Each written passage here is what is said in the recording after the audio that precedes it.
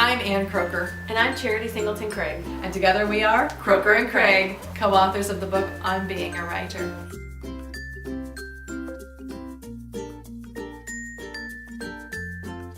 This is chapter 10, Plan.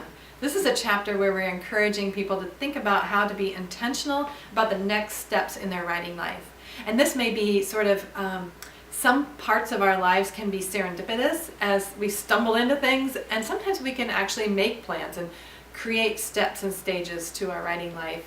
And that kind of goes back a little bit to arrange, and we make some intentional choices to arrange our life in such a way that we can then plan our writing lives.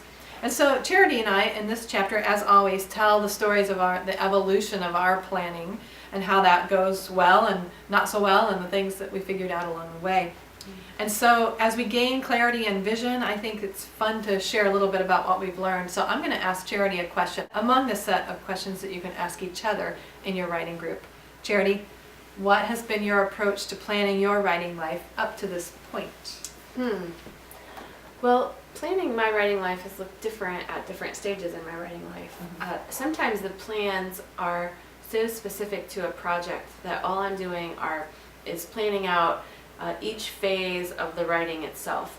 But more often than not, the kind of planning I'm doing is always trying to plan ahead for how I can squeeze in time to write, how I can squeeze in time enough to meet deadlines and finish projects.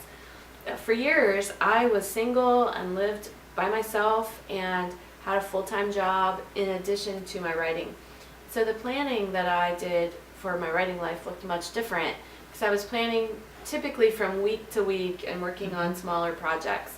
At various times in that long stretch of being single and on my own, I tried to imagine what it would be like to plan for becoming a full-time freelance writer. And in most cases, it was in the planning process that I realized it wasn't possible or wasn't it wasn't a great solution for me at that time.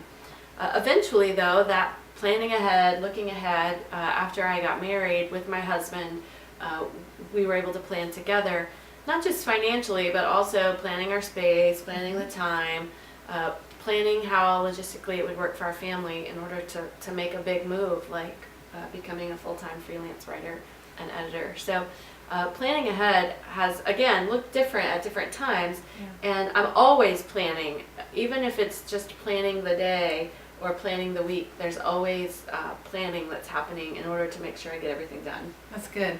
And it's a reminder, too, that this is our lives evolve and the writing life evolves, and that's why these 12 simple habits is a pretty good choice of words, because they're habits that we can revisit and adapt as our lives evolve. So like your life dramatically changed, it required you revisiting this same topic, and you're still planning, but it's going to look different. I like that reminder. Thank you.